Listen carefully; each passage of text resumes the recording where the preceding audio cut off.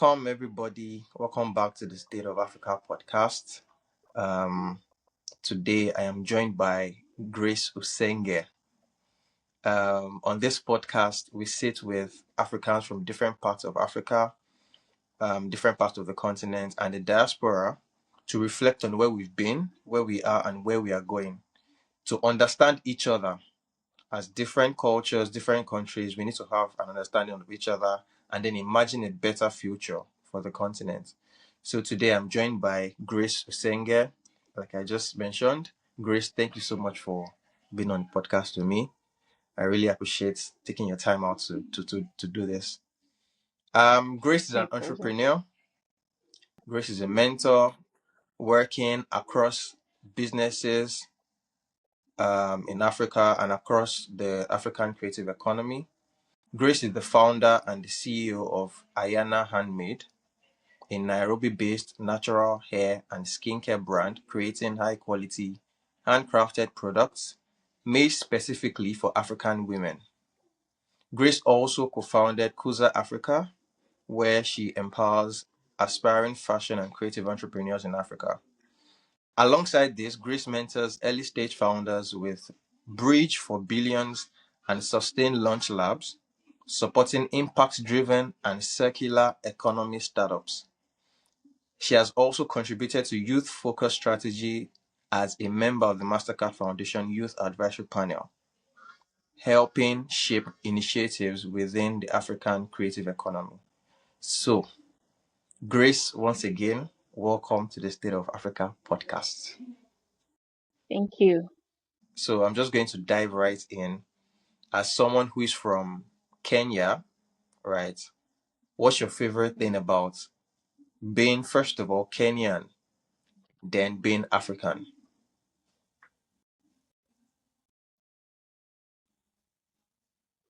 My favorite thing about being African, it's our rich culture and our rich history. It risks dilution a little bit, but it's still rich. We have rich culture, rich history, and I think we are still one of the few people on earth that still have a sense of community. I mean, just look at how our weddings or our funerals are attended. Majority of those people, you'll find that as the organizer, you don't even know them. So for me, it's our strong sense of oneness, community, and our rich culture. We uh, we are 54 countries in Africa, but then there's this one distinct it's quite clear how to pick out an African, out of a crowd. We are very colorful. Yes, so I really love that about Yeah, about yeah. Africa. Yeah. How about being Kenyan? About being Kenyan, I'm allowed to brag, right? Um, we I have know. Feel we free. have a we always wear our Kenyan bracelet. I'm not wearing it right now, but I almost always have it. Which reminds me of where I come from, and it fills me with a sense of pride for my roots. So, my favorite thing about Mm, being Kenyan is our confidence. We don't, of course, shout it from the rooftops, but we are a very confident people and very entrepreneurial. Very entrepreneurial. Uh, we mm. we start things and we see them, to the end. We are very determined. So I really love that about Kenyan. We always like to be on the go, not just, sit around when you can, craft solutions for problems around us. So I really love that spirit. The confidence and the entrepreneurial spirit that we have. You're always on the go. Yeah. I mean, I can imagine because when you talk about Africa, a lot of people they'll think Nigeria, South Africa, Kenya, and then maybe Ghana. But I know those three are usually in the conversation anytime we're talking about Africa. So I'm not surprised by you asking, am I allowed to brag? Because I know Kenyans too. Kenyans, South Africans, they brag a lot, right? Mm-hmm. So I'm not surprised that you said that. So what are some things you say? What are some things you say that you guys are really proud of as Kenyans? If I'm to mention one thing, Mm-hmm. I'll probably say athletics, because Kenyans are always at the Ah, forefront of athletics, whether it's yeah. running 5,000 meters, marathon, yeah. Uh, I think I refer back to what I mentioned in my first comment. It's our hustle culture. It's our hustle culture, our creativity and innovation. I'm quite Mm, sure by now you've already heard about M-Pesa. You know what M-Pesa is, yeah? Yeah. So it's yeah, our yeah, yeah. innovation, and we are a leader in mobile money. I mean, on this planet, yeah. So it's that our innovation and our hustle culture. Kenyans know how to hustle.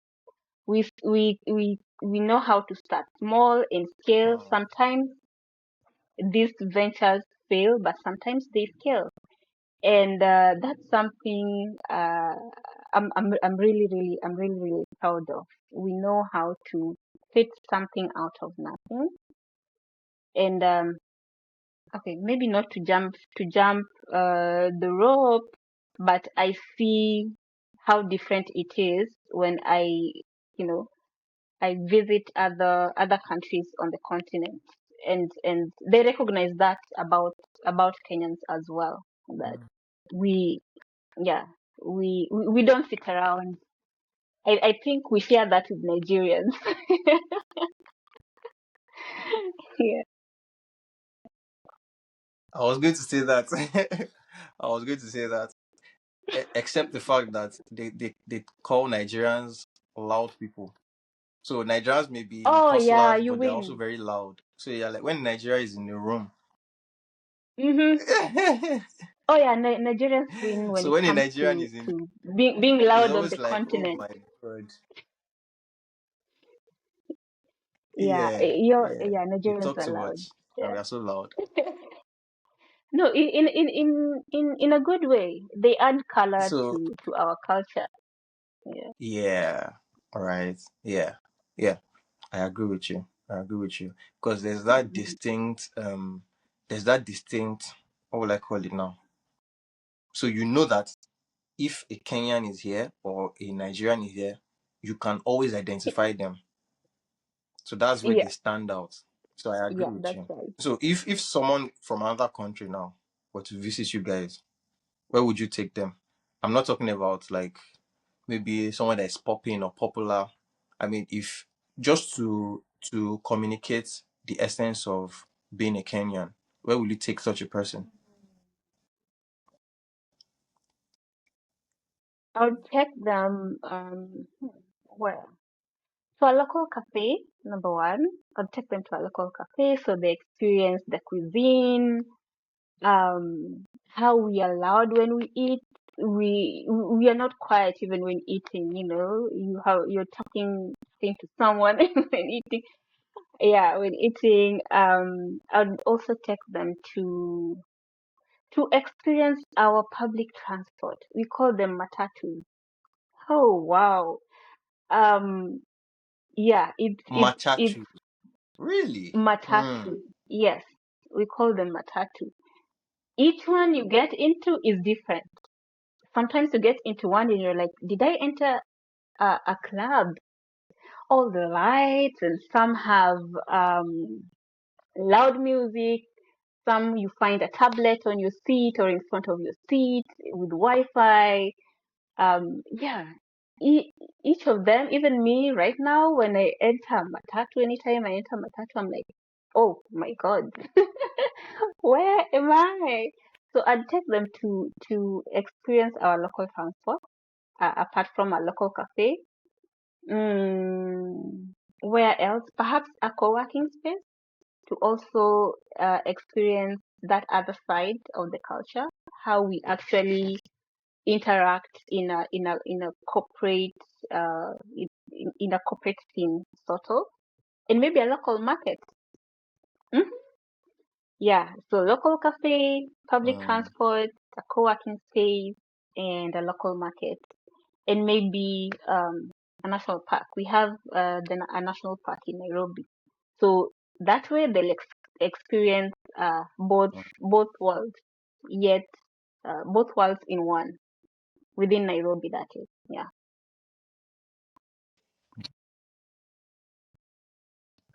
Interesting.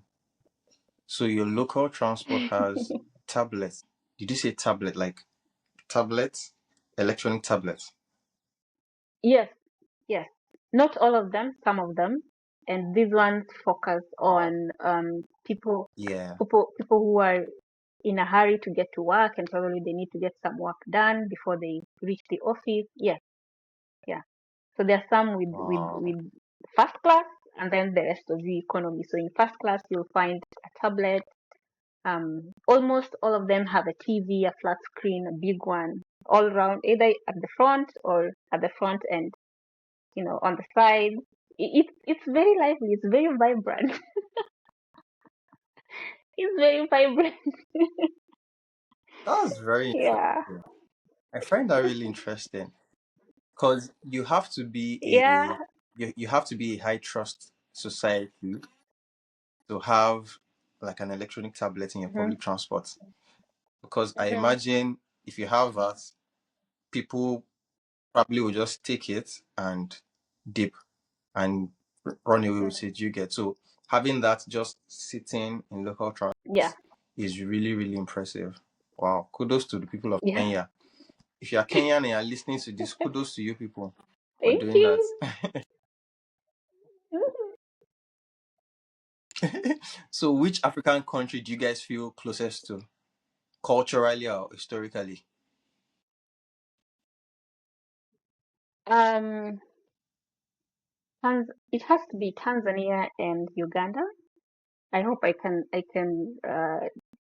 refer to both, but it's both of them. We share the Yeah, language. For yeah. example, we share Swahili with Tanzania, and then yeah, we share language, food, history with both of them. And even though, yeah, we tease each other a lot, just like cousins or siblings who tease each other, but then we understand each other very deeply. I think I see the same kind of teasing between Ghana and Nigeria as well. So the teasing also exists Yes, yes. between Kenya and Uganda, and then also Hmm. between Kenya and Tanzania. So I'd say both culturally and historically, those two we share a lot, and yeah, we also share a border. Yes, so those two we love each other, but then there is a lot of So, teasing as well. eh, playful siblings. Hmm hmm Yeah, like, yeah. So, I imagine it's like you said, between Nigeria and Ghana and the jollof rice and all those things. There's just always so much noise between. I don't even understand. By now, people should understand that Nigeria has the better jollof rice, but because of the banter, we still find a way to bring it back into conversation. So yeah, I understand that hmm perfectly. So up till now, I'm sure there are some things that um how would I put it now? Maybe like there are foods you guys share, there are maybe artifacts or something that up till now, is there like a language similarity between Kenya and Tanzania or Uganda? Yeah, between Kenya and Uganda, there's a similarity in language among the Bantu speaking people, and I think it's Hmm. all over East Africa and Okay. part of Southern Africa. Yeah, so you'll find someone who is a Bantu speaker in Kenya is able to understand what someone in Uganda speaking in Luganda. Yes, they are able to understand each other, and I also saw this Oh, okay. in Rwanda. I also saw this in Rwanda. Um, you find a Bantu Oh, speaker from Kenya is able to understand what a Rwandan speaking Kinyarwanda is saying. Yeah. So Right. That's really interesting. How easy is it to move from maybe so Kenya and Uganda shares sorry Kenya and Uganda they share a border, yeah? Is it Kenya and Uganda? Is it Kenya and Yes. Uganda or Kenya and Tanzania? Which one? Or is it both of them? You share a border with both of them? Yeah, we share border with both Uganda and Tanzania. Oh, okay, okay. So how easy is it to move like from Kenya to either one of them? Is it easy or is it one of these African things that moving around is very hard? Oh, it's very easy. It's very easy because they form part of the EAC, East African Community. So it's easy to move between Kenya, Uganda, Tanzania, Rwanda, Burundi as well. Yeah, it's seamless. You only need to show your yellow fever card if you're traveling by road, and you don't need to have a passport. You can use your national ID Mm, uh, to both of to both of them. No, except Tanzania, I think you need to have a passport, or I think it's called like some paper for people who are just if you don't have it, if you don't have a passport, there's something they give you. So it's easy. And then for Uganda, it's how many hours away? Like around 8 hours from the closest city. Yeah, it's easy. It's very easy, simply because we are wow, part of the EAC. Yeah, but that's movement of people. wow. Movement of capital is is different. Different. I mean, since you've mentioned that, we can as well just talk about that now. So like movement of capital um is quite difficult. That's what you're trying to say. Yeah, yeah. So movement of people within East Africa easy, but movement of capital or of ideas. Let's say me as a Kenyan, I want to go and start a business in Tanzania. Yeah, it's not easy. It's way more difficult than it should be, to be honest. Or any other, African national coming to Kenya, it's way more difficult than it should be. There are several barriers, structural barriers, that exist that shouldn't exist. For example, even if you're within ESC and you want to do business in Kenya, the amount of money you're required to pay upfront, I think it's $3,000 just to register your company. You know, so that makes it very Oh, difficult wow. to set up in Kenya as a foreigner. Um, and I yeah. And it's the same when you go to. I haven't tried to set up a business in Uganda, but definitely it's the same. I know it's the same. For Tanzania, there is a trust gap between Tanzanians and Kenyans. They think we are crafty, so it makes it difficult for us. There's some truth in it, you know. Yeah, so it makes it difficult for us to do business in Tanzania. the only country that the only African country I've been to where it's easy to do business as a foreigner and you're very welcome as a foreigner is Rwanda. It's Rwanda. Yeah, registering a company in Rwanda as a foreigner is Mm, free, and within 24 hours you have your company. The kind of tax um regime wow. you are under, yeah, is the same as what uh a Rwandan would be under. Yeah, there's no different treatment whether you're a foreigner or Rwandan. All of you are the same. Yeah. Mhm, So the environment is really mhm. conducive for business in Rwanda. Setting up seamless, seamless. I wish the rest of us African countries can follow suit. Right? I mean, how I wish it was like that for a lot of African countries. And that's how you see, that's how you know a government that is actually thinking about things, right? Because when you look at Yes. the government of Rwanda, they are very deliberate about it, because if you mention Mm-hmm. $3,000, did you say $3,000? Yeah, $3,000 as a foreigner, even if you're just from next door Uganda, just to register your business. Wow, that's outrageous. That is Yeah, outrageous. I mean, you haven't wow. paid tax yet So at I that can point. imagine, kudos to Rwanda. Yeah, Without tax, without anything, just to set up a business, $3,000. Even yeah, even yeah. just about that, so there needs to be a protest. Just about that. It's just that foreigners cannot come to your country and protest because it's not their country. And I wonder what the motive is, Mm-hmm. because it's like, okay, a foreigner wants to come into your country to set up a business. So are you making it harder for Mm-hmm. them to set up a business so as to protect your own people, or what? Because I'm trying to figure out the motive, because there's an idea that foreigners usually foreigners will come into a country and then dominate the landscape. So Mm-hmm. maybe the motive about that is, let us make it difficult for them. But at the end of the day, you're stifling yourself. You're stifling your own economy by hindering other people from setting up businesses, even though that business benefit your own economy. So I don't know what the motive is. I wonder Yeah. what the motive is. I I I I don't know either, cause um I mean Rwanda is doing it. They have the future in mind. It's working. Anyone coming to set up a company in Rwanda, even if you're a foreigner, in one way or another, you're adding value to the economy. So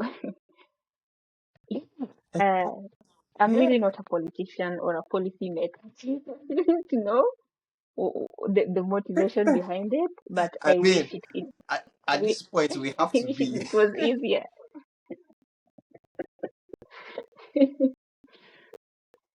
at this point. I mean, some of us have to be policymakers, because these things are just, they are unreasonable. And you wonder why Rwanda is growing at such a pace. Is because of things like this. Because as small as they Yeah. are, they are making a lot of progress. And it's as Hmm. something as little as, okay, foreigners coming into your own land, and it's very easy for them to set up a business. It's because of things like this. So within 24 Yeah. hours, you can set up a business in Rwanda and you just get going. That's In fact, it's six wow. hours. When we talk about Uh, these things, the the sometimes it's ex- just depressing. yeah. Mm. It yeah. I hope it gets better.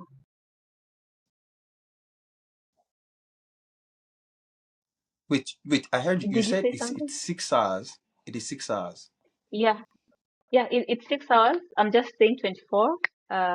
Just to add an 18-hour buffer, but it's normally 6 hours. Within 6 hours, Okay, just you have your company, even as a foreigner. Yeah. oh, Even as a foreigner, and you're paying nada. You're paying zero. uh, Yeah. I've registered companies wow. in Rwanda. And you do it digitally. You're not going to any physical office. You're doing digitally. So long as you have your passport, you're good to go.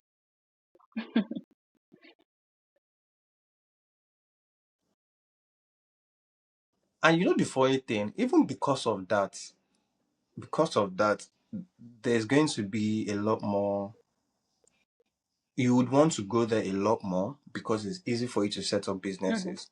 So in your mind, you're like, well, it is easy. If I do this, I can set up a business. So let me just go there and do it right away.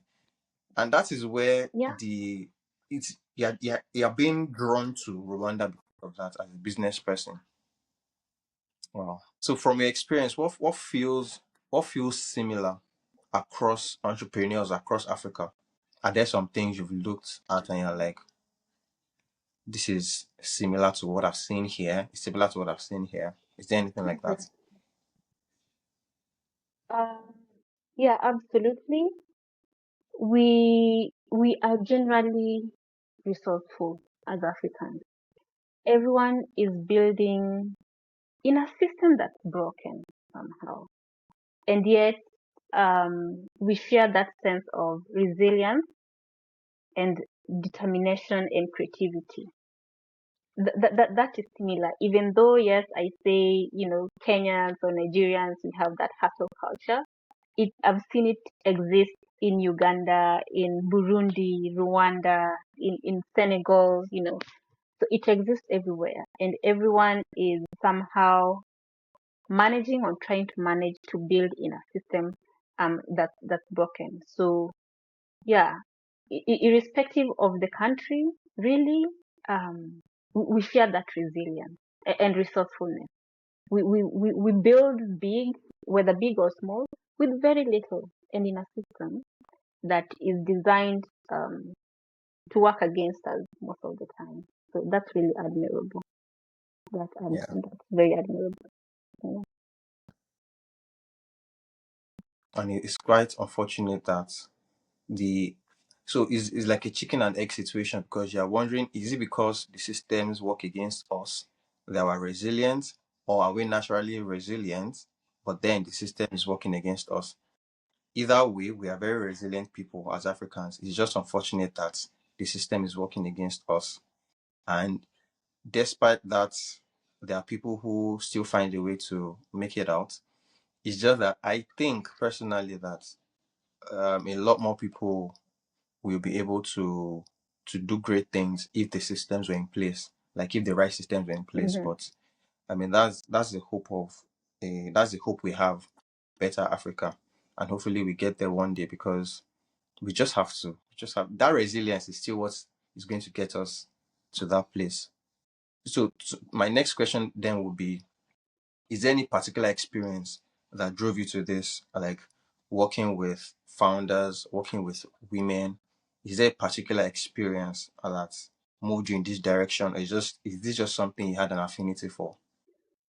Yeah, absolutely. After I got into business, uh, that was my first attempt was in 2017. My first attempt at business. Um, so after venturing into the business world, I saw how there's little support, especially for beginning founders, or like Yeah, for the youth, for younger business owners, and also for women. And I was determined. I was like, once I have my system working and stable, I really want to be able to handhold other people, whether they're okay, focusing mostly on women and youth, to handhold them, and just make them feel like it's it's a lonely journey, but you don't have to do this alone. So that um, motivated me to enter into mentoring. Actually, volunteer as a mentor. I don't get paid as a mentor. I volunteer my time. If there's any little value I can add to a venture to make it become unstuck, yeah, I find that really really fulfilling. yeah, And with regards to women, it's also the little support women generally have. Yo, if you look at the statistics, only I think it's less than 3% of global funding go to women-led um, ventures. So 97% yeah. go to men. What kind of iniquity is that? Like it's so yo, I don't even have the words. So yeah, that also really really pushed me towards the direction of women, and I think I do it um unconsciously, or is it subconsciously, when I go to the market and there's a man and a woman selling the Yeah. same thing. I want to buy from that woman because perhaps she's a single mother, um, or has many children that depend on her. So whatever way I can do to support a woman, whether from buying from her or imparting knowledge into her, yeah, I go for it full 100% without a doubt. So yeah, the experience have been, yeah. those kind of experiences. So this idea of empowering women, right? I'm sure we've heard it a lot of times. We want to empower women across Africa or in specific countries. From your own perspective, what do we get wrong in empowering women across the continent? What are those things that we, in trying to empower women, we get Hmm. it wrong? Hmm. There's a lot of motivation and inspiration that we actually do not need. You know, we've had enough of motivation and inspiration, and we are empowering women. Yes, the talks are there. We are empowering women. We are empowering women, but why are we not seeing the empowerment actually working in the system? Why are we still not getting a fair chance at financing? If you're really empowering women, why are we not getting a fair chance at financing? Why does a woman have to go back to work just 3 weeks after childbirth? She hasn't even healed. Like, what nonsense is that? So we need the systems to work for us. We are done with the inspiration and the motivation, and just using women as data. You're just checking boxes of a donor list, or to receive funding. Let's actually see that empowerment working for us in the system. You know. Yeah. So we get that aspect from of motivating women. Let's actually do something about it rather than talking about it. Uh, so it still goes back to the doing. I mean, one of my conversations recently spoke about how Africa, there's a lot of talking, there's a lot of caring, there's a lot of intention, but there's very little doing. And granted that there are many people who are trying to do stuff, right? But then it still goes back to the systems that work against people who are trying to do stuff. It confuses me, honestly, just Mm-hmm. bothers me. But in our own little way, we can always try to do our best to counter these things, because we can't sit back and look at Mm-hmm. them and just watch how things get destroyed on a daily basis. Yeah, So yeah, and let's. I want to yeah. ask If now. Let's. Okay. Okay. Talk. Alright. uh, I wanted to add a point or an example. For example, there is just last week there was a new environmental policy by our national environmental authority, um to curb waste, to try and manage waste, and and to do this they added 20% towards the cost of diapers and the cost of sanitary towels. Who is being targeted? Who is being burdened with that cost? So it's going to deepen period poverty. It's going to deepen childcare costs, and it's already in effect. It was in effect on February 3rd.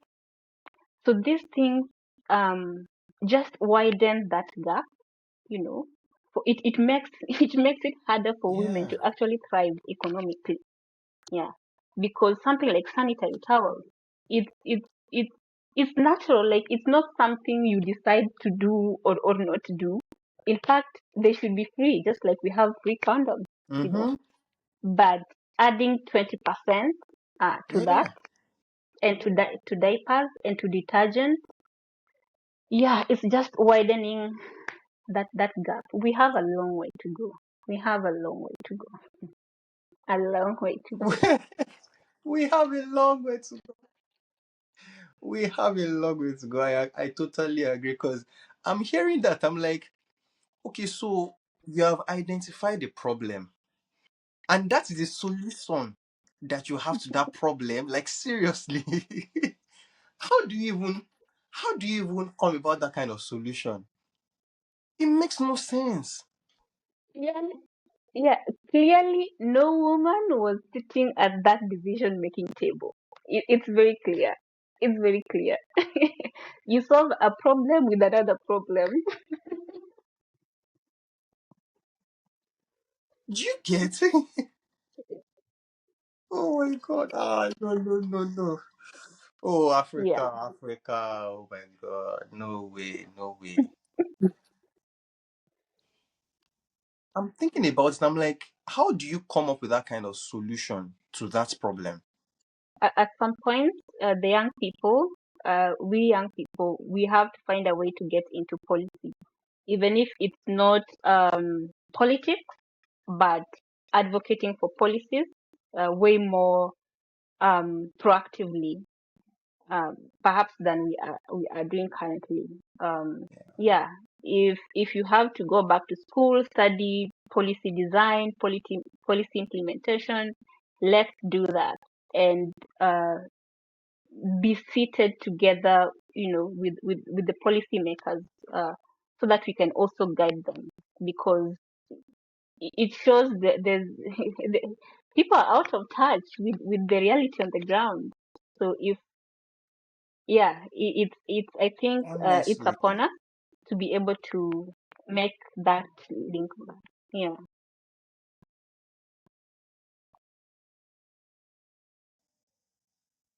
wow. It's interesting, honestly. Because you then ask the Mm. question, how do you even problem solve, right? Because it's one thing to identify a problem, it's another thing to find a solution to it. And at this point, you have to admit that even that in itself is a skill, because finding solutions to problems, Mhm. they don't come easy, right? So if I'm hearing this kind of thing, Yeah. you then wonder how is it possible that a group a group of people sat down and then they have identified a problem, and that was a solution to the problem they identified. It makes no sense to me that that was a solution that they I mean, it just. So do you think Africa can actually I want to move from there. It's very interesting.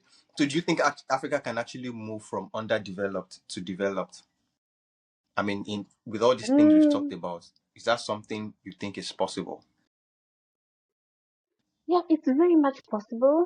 It's very possible, but we have to stop importing solutions. What works for Europe or the US will not necessarily work for Kenya, for example, or for Africa. I know, for example, for the environmental policy, it's well intentioned. It's very timely. Personally, I hate seeing waste, how much waste we produce, Yeah, and the lack of proper responsibility.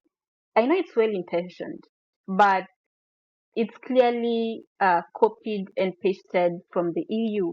Um, but the implementation, the way they implemented it, is way more different than the way we are trying to implement it. In the EU, or for example, like in Sweden, they yeah, built the infrastructure first, then the compliance came second. But for us, we want compliance without the infrastructure. So it clearly shows we are just importing solutions and not contextualizing. Um, it's okay to import, but let's import yeah, and contextualize, not just copy paste. No, no. So it can move from underdeveloped, or rather developing. I don't think Africa is underdeveloped. We are developing. So it can move from developing to developed if we yeah. stop, yeah, if we stop importing solutions, and if we can really fight this giant that eating us from the bones, from the in out, which is called corruption. I know corruption exists everywhere, but I think for Africans, we've resigned to it. It's a way of life. So if we can perhaps minimize it or manage it, find a way of managing it. I think it would be too ambitious to say get rid of it entirely. I don't think that's really possible. But if it can be managed, or at least be corrupt Mm, but ensure, the common citizens are also benefiting from that money. Let's see proper infrastructure, hospitals working for us, the education system working for us. Yeah, that way we'll be able to move from developing to developed very fast. So it's possible. We just need to change our ways. Yeah. I mean, yeah, is I'm glad you mentioned the EU because the EU they found a way to bring all those countries together so they can work towards a common goal.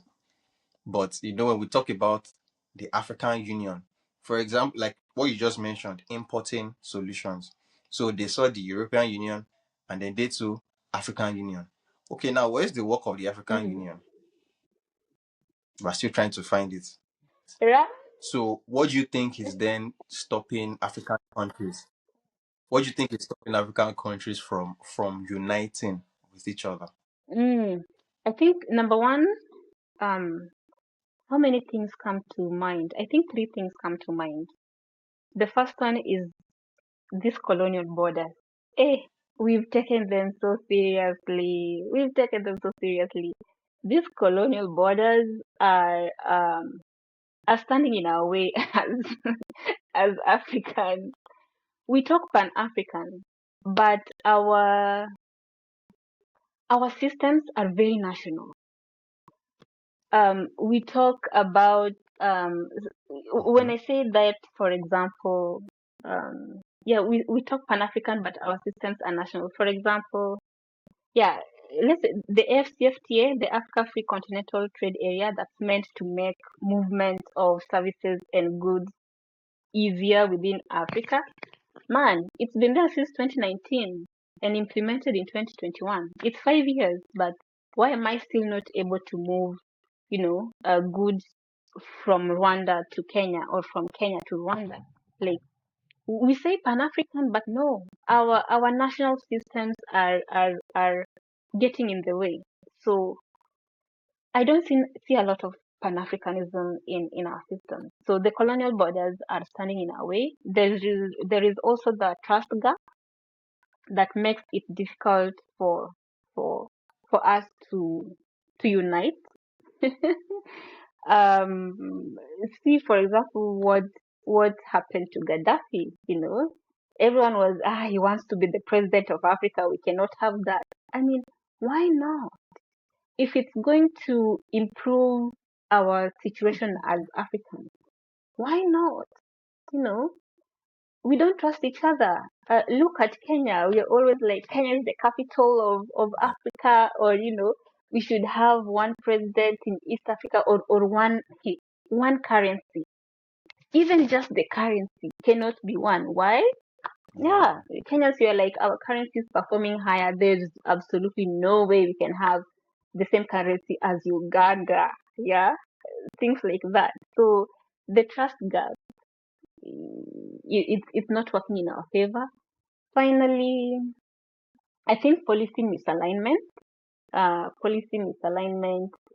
is also stopping our unity. Um, I think policymakers need to compare notes. If we really want unity, they need to compare notes so that one policy in Nigeria is not Yeah. Yeah. canceling out another policy in Senegal, or a Burkina Faso policy is not canceling Yeah. a policy in Kenya, making it Oh, different for that cross interaction. Yeah.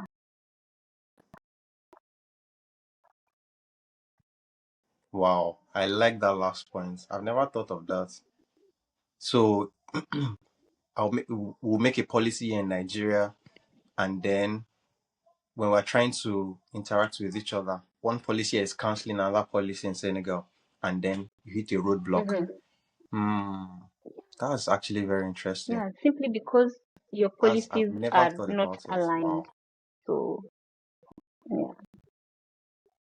Yes. Yes. Yes. Oof, And we need the that's African Union to nice. Nice. be That's a very good to be point. more That's a very involved and active. Yeah. To be honest, I Sorry. don't even know what those people are doing. I'm sure they are working. I just see their work. Mm-hmm. I mean, they've been talking about like is it this currency stuff you mentioned now? It is harder to move money within Africa than move money outside of Africa or take money into Africa. It just does not make sense, right? And they've been talking about like building this, building that, so that you move money across. They talk about it, they just never build it. And then if somebody wakes up today as an entrepreneur to say that I'm building this for Africa, you guys stifle him or stifle her, and you're wondering, okay, so how do we then make this work? There's so much we need to do. So let's rounding up now. What's okay? I think you've touched on it, but if you can just like maybe say a few more things, like what's the impact of the government on the entrepreneurial ecosystem in Kenya? Because like you said, you guys have the hustle mentality. In Nigeria Mm-hmm. here, I mean, the little that I know, I can tell you the government is not helping the entrepreneurs, right? So I don't know how about Kenya. What's their impact on the ecosystem over there? Oh, yo, I can't really, I can't really say, in Kenya that's happening. Uh, we share that with Nigeria. Because if that was happening, I wouldn't be thinking of, I thought of this several times of moving my headquarters of Vayana Handmade to Rwanda, to Rwanda, because every year there's something new that, oh my God, every year, there's something new all the time that makes it difficult for you to continue doing business in the country. And don't get me wrong, I think the policies again are well intentioned. The policies are well intentioned, but the infrastructure or the preparation to make it a reality is where I think the link is broken. Um, so no, um, majority of the policies, yeah, that's why we've seen a lot of capital flight of both small and big enterprises from Mm. Kenya. And guess where they're going? They're going to Rwanda. They're going to Rwanda. Yeah. Wow. Um, I'm not sure Wow. what the end goal. I'm not sure what the end goal is, but I wish small businesses were given a chance, a better chance to thrive. Because if a small business thrives or manages to be in business for 10 years, I mean, we are adding value to the economy. We are adding value to our own economy. So Mm-hmm. squeezing small enterprises out of an economy, I'm not very sure is the right way to go. I hope things can change. Yeah. Again, Rwanda is where I see a lot of government support and government policies that actually support both large and small enterprises. So what's the best way to then to change this mindset that we have as Africans? What do you think is the best way to change it? Storytelling plays a major part, and what you're doing, kudos to what you're doing, because you're helping tell authentic African stories. So storytelling, us telling our own stories and being honest about them, um, is if not a major factor, to me I think it's the only factor.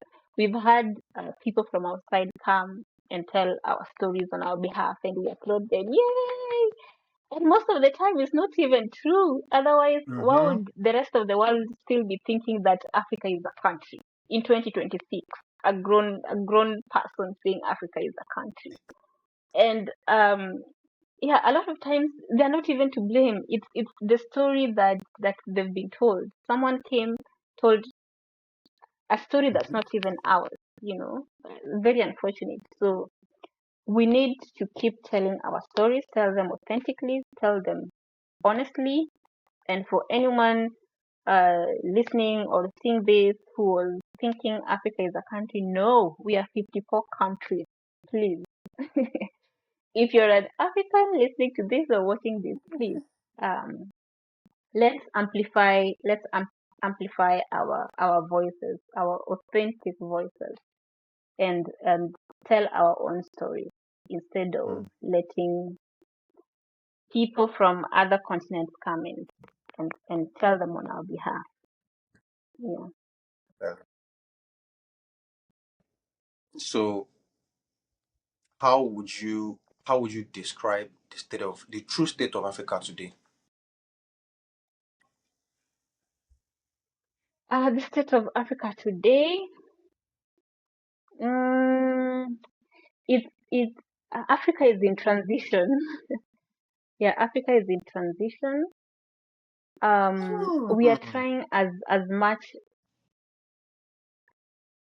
Pardon? Sorry. Uh, No, no, I was just that answer really that's really good. thank you, thank you. Yeah, so I'm saying Africa is in transition. We are in the process of getting ourselves from point A to point B, and thanks to our resilience, I know we are gonna get to point B. What gives you hope about Africa? What makes you think that we'll be able to achieve what you know we can achieve? Uh, I think it's the young population. Uh, I see a different kind of a younger population of the youth, the determination. Young people are not afraid to speak truth to power anymore. Um, and I see them consistently pushing back, refusing to continue to operate in systems that are broken. That gives me a lot of hope. That gives me a lot of hope. Mm. Yeah. Um, yeah. So I hope the young Africa's young population doesn't lose hope and continues to push back, to demand for accountability, to demand uh, actually to create tables instead of to demand to have a seat at the table. Let's create those tables. Yeah, it gives me a lot of hope to see that kind of engagement within the young population. Yeah, it's amazing. I know in 10 years time, hopefully less, uh we might be telling a different story altogether. Fingers crossed. Yeah. Mm. I mean, that's the hope all of us have about Africa, because we have the youngest population, we have the fastest growing population. We have, I mean, Africa is on top of most metrics except development. So hopefully Yeah. we can catch up with, not even catch up with the rest of the world, just overtake them, just based on the resources we have, intellectual, natural, everything. Right. So it's up to us to make use of that and take advantage of that. Thank Yeah. you so much. Thank you so much, Grace, for doing this with me. I really appreciate it. I really appreciate it. So where My can people pleasure. find your It was work? fun Where actually, can way they more than I connect with expected. you? Pardon, how can people find my work? Yeah, where can people connect with you? They can connect with me on LinkedIn, Grace Usenge. Usenge is Ussenge. LinkedIn, I think, is where most of my activity can be found, or on my website, Grace Usenge, which is one word, Okay. .co.ke. Yeah, yeah. Looking forward to connect on those Okay. platforms as well. So once again, thank you so much, Chris. Thank you for doing this with me. I really appreciate you coming on, and we hope for a better future. And thank you. Bye. Thank you. It's my pleasure.